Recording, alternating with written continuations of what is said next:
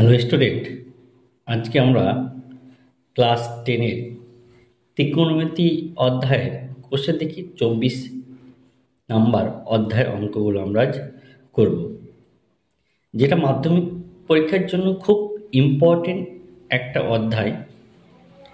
এখান থেকে প্রত্যেক বছরই প্রশ্ন কিন্তু আসে, তো এই চ্যাপ্টারটা আমাদের ভালো করে অঙ্ক করে রাখতে হবে। তো অঙ্ক করার আগে তোমাদের কাছে একটা রিকোয়েস্ট, এই চ্যানেলটি যদি ভালো লেগে থাকে এবং এই চ্যানেলটা যদি উপকারে আসে তাহলে অবশ্যই সাবস্ক্রাইব করবে, আর নতুন হলে তো অবশ্যই সাবস্ক্রাইব করে এই চ্যানেলের পাশে দাঁড়াবে। এই চ্যানেলে মাধ্যমিকের জন্য গুরুত্বপূর্ণ অঙ্কগুলো কিন্তু আমরা করে থাকি। এছাড়াও ক্লাস 7, ক্লাস 8, 9 এর অঙ্কগুলো নিয়মিত আপডেট করা হয়। তো কথা না বাড়িয়ে শুরু করা যাক এই অধ্যায়ের অঙ্কগুলো। প্রথম যে অঙ্কটা আছে কোষে দেখি 24 নম্বর অধ্যায়ের প্রথম অঙ্কটা মান নির্ণয় বলেছে। এখানে মান নির্ণয় বলেছে সাইন 38/cos 52। তাহলে এই অঙ্কগুলো আমরা কিভাবে করতে পারি? তাহলে এক নম্বর দাগের অঙ্কটা কি বলছে? Sign 38°/cos 52।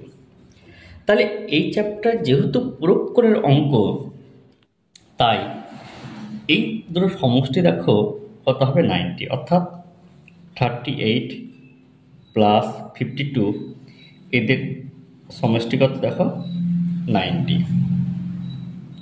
তাহলে এই দুটোর মধ্যে কিন্তু একটাকে তোমাকে চেঞ্জ করতে হবে। যে কোন মানগুলো আছে এই দুটোর মধ্যে একটাকে চেঞ্জ করতে হবে এবং একটাকে ফিক্সড রাখতে হবে। তো দেখো তো, আমি 38 সমান 90 মাইনাস 52 লিখতে পারি কিনা? তাহলে এবার আমরা কি করবো? এই 38-এর জায়গায় আমরা কি লিখবো? 90 মাইনাস 52 বাই যেটা হরে আছে সেটাকে আমরা কিন্তু ফিক্সড রেখে দিই, সেটা কোনো চেঞ্জ করিনি। তাহলে এবার দেখো, যদি 90 থাকে তাহলে সাইনটা কিন্তু কি হয়? চেঞ্জ হয়। তাহলে চেঞ্জ হয়ে কিসে হবে? কসে হবে। এবং এইখানে যে সূক্ষ্মকোণটা থাকবে সেটা কিন্তু পাশে বসবে, বাই কত? cos 52। দেখো এই দুটো একই হয়ে গেল, তাহলে কেটে কেটে কত হলো? 1। তাহলে কিন্তু প্রথম অঙ্কটা হয়ে গেল। তাহলে আশা করি এই অঙ্কটা কিন্তু বোঝা গেছে। আর যদি না বুঝতে পারো তাহলে কমেন্ট বক্সে অবশ্যই কমেন্ট করে জানিও। তাহলে দ্বিতীয় নম্বর অঙ্কটা করা যাক। কি বলছে?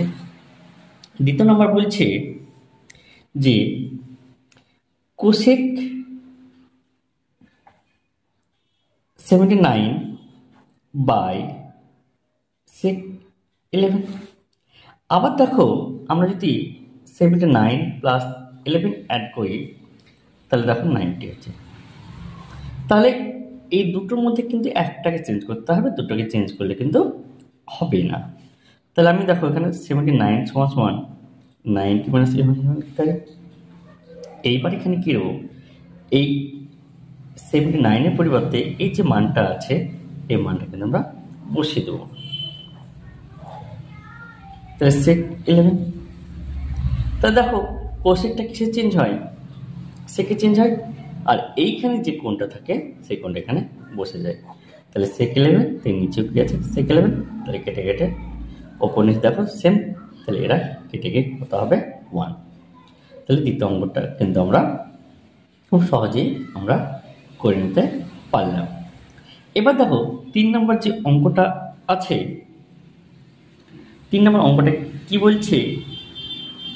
tan 27°/cot 63। আবার দেখো তো 27 প্লাস 63 এদের যদি টোটাল করি দেখো তো 90 হচ্ছে না? তাহলে আমি 27-এর পরিবর্তে 90 মাইনাস 63 লিখতে পারি। তাহলে আমরা কি করবো?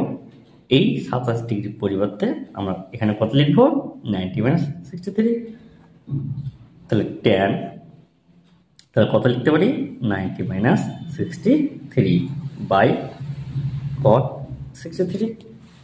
তাহলে এইবার দেখো তাহলে ট্যানটা তাহলে কিসে চেঞ্জ হবে, কটে চেঞ্জ হবে, আর এখানে যে সূক্ষ্মকোণটা থাকে সেটা বসেছে, তাহলে cot 63 বাই cot 63।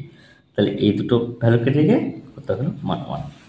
তাহলে আশা করি এই অঙ্কটাও বুঝতে পেরেছ, এবং এই চ্যানেলটা ভালো লাগলে অবশ্যই সাবস্ক্রাইব করবে, এবং যদি উপকারে আসে তাহলে লাইক এবং সাবস্ক্রাইব এবং কমেন্ট অবশ্যই করবে। তাহলে আমাদের একের দাগের অঙ্কগুলো কিন্তু কমপ্লিট করলাম। এবার দেখো দুইয়ের অঙ্ক যেগুলো আছে, দুইয়ের অঙ্কগুলো কিন্তু প্রমাণ বলেছে। তাহলে ঠিক আমরা আগে যেভাবে করেছিলাম এইভাবে কিন্তু আমরা অঙ্কগুলো করব। তাহলে দুইয়ের যে একের অঙ্কটা বলেছে, দুইয়ের যে 1 নম্বর অঙ্কটা সেটা কি বলতে চাইছে, তাহলে এখানে দেখো যেহেতু প্রমাণ বলেছে যে sin 66 মাইনাস cos 24 ইকুয়াল 0, এই মানটা দেখাতে হবে।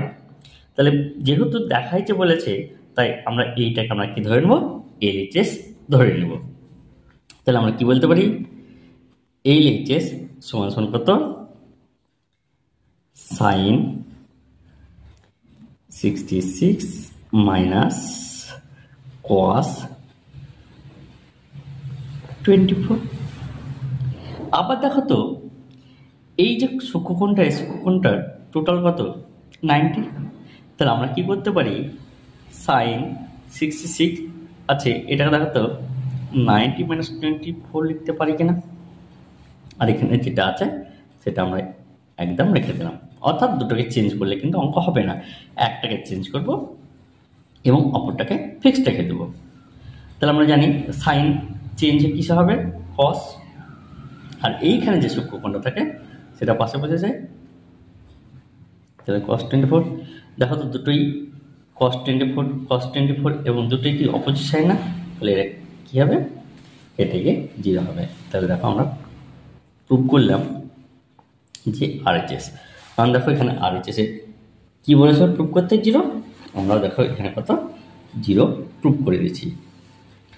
তাহলে আমাদের দ্বিতীয় নম্বর অঙ্কটা হয়ে গেল, প্রথম অঙ্কটা হলো সরি। এবার দেখো আমরা যে দ্বিতীয় নম্বর অঙ্কটা সেটা দেখবো কি বলছে। তাহলে এখানেও আমরা কি করতে পারি, এখানেও LHS ধরতে পারি। তাহলে LHS কি বলেছে যে কোসেক 57 প্লাস cos স্কয়ার 33। তাহলে দেখো cos square 57 plus cos square 33 এমনটা কিন্তু LHS বলেছে। তাহলে সেই একই রকমভাবে আমরা কি করবো, এই দুটোর মধ্যে একটাকে চেঞ্জ করব। তা আমি এটাকে চেঞ্জ করছি, তাহলে cos স্কয়ার তাহলে 57-এর পরিবর্তে আমি কত লিখতে পারি 90 মাইনাস 33, আর এটাকে যেহেতু চেঞ্জ করব না তাই এটাকে এরকমই রেখে দেবো। তাহলে আমরা জানি যেমন সাইন যদি চেঞ্জ হয় তাহলে কিসে হবে, কসে। অনুরূপভাবে এই কস চেঞ্জ হয়ে কিসে পড়তে হবে, সাইন। তাহলে sine square 33 plus cos square 33। দেখো তো এই দুটো একই না, সূক্ষ্মকোণ দুটো একই। তাহলে আমরা জানি যে sine square theta plus cos square theta এর ভ্যালু কত হয় 1। তাহলে এর ভ্যালু আমরা কত 1 লিখতে পারি, সমান কত RHS। দেখো আমার দ্বিতীয় অঙ্কটা কিন্তু প্রুভ হয়ে গেল। এবার দেখো আমরা তৃতীয় নম্বর অঙ্কটা কিন্তু আমরা করবো। তাহলে তৃতীয় নম্বর অঙ্কটা কি বলছে, বলছে cos square 75 minus sine square 50 সমান সমান 0। তাহলে দেখো 3 নম্বর অঙ্কটা তাহলে আমরা কি বলতে পারি, LHS কি বলেছে যে cos square 75 degree minus sine square 15 degree. তাহলে একইভাবে এই দুটোর মধ্যে আমাকে একটা চেঞ্জ করতে হবে এবং একটা ফিক্সড রাখবো। তাই আমি প্রথমটাই চেঞ্জ করছি, তাহলে 75-এর পরিবর্তে 90 মাইনাস 15 লিখতে পারি, মাইনাস সাইন স্কয়ার 15। তাহলে কসটা কিসে চেঞ্জ হবে, সাইন চেঞ্জ হবে, তাহলে sine square 15 minus sine square 15 দেখো দুটো একই না, তাহলে কেটে কেটে কত হলো 0। তাহলে দেখো আর এইচএস দেখো প্রুভ হয়ে গেল। 5 নম্বর দাগের অঙ্কটা কি বলছে, এলএইচএস সমান সমান তাহলে কি লিখতে পারি, এলএইচএস দিয়ে 670 sin 20 প্লাস cos 20 আর cosec 70 আমরা এটা বলতে পারি, মানে অঙ্কটা দিয়েছে। তাহলে আমরা কি করবো, এই দুটোর মধ্যে যে কোনো একটাকে চেঞ্জ করবো আর এখানকার দুটোর মধ্যে থেকে একটা চেঞ্জ করবো। তাহলে আমি সেকটাকে রেখে দিচ্ছি, তাহলে সাইন এই 20 পরিবর্তে আমরা তাহলে লিখতে পারি 90 - 70 প্লাস এখানকার কোসেকটাকে ঠিক রাখছি আর কসটাকে চেঞ্জ করছি, তাই 20 পরিবর্তে আমি লিখতে পারি 90 - 70 আর এখানে যা আছে কোসেক 70। তাহলে 670, তাহলে সাইনটা কিসে চেঞ্জ হবে, কসে চেঞ্জ হবে এবং এখানে যে সূক্ষ্মকোণটা থাকে সেটা অলওয়েজ বসে। এখানকার দেখো কসটা কিসে চেঞ্জ হবে, সাইনে চেঞ্জ হবে আর এখানে যে সূক্ষ্মকোণটা থাকে সেটা কিন্তু বসে ইন্টু কোসেক 70। এবার দেখো সেক 70 ডিগ্রি ইন্টু কস 70 ডিগ্রি, অর্থাৎ কস থিটা এবং সেক থিটা এরা একে অপরের অনন্য। কেন, আমরা জানি যে কস থিটা সমান সমান কত 1/sec থিটা।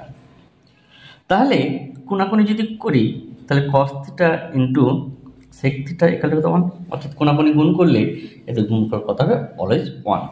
তাহলে এই মানটা কত হবে 1। একই অনুরূপভাবে আমরা বলতে পারি সাইন থিটা আর কোসেক থিটা এরা পরস্পর অনন্য, আর পরস্পর অনন্য করলে এদের মান কত হয় 1। তাহলে 1 এর 2 দেখো আর এইচএসের সঙ্গে এই মানটা মিলে গেল। তাহলে আশা করি অঙ্ক এই অধ্যায়ের অঙ্কগুলো বুঝতে পেরেছ এবং যদি মনে হয় গুরুত্বপূর্ণ তাহলে চ্যানেলটিকে সাবস্ক্রাইব করে এই চ্যানেলের পাশে অবশ্যই থেকো এবং নতুন নতুন অঙ্ক পেতে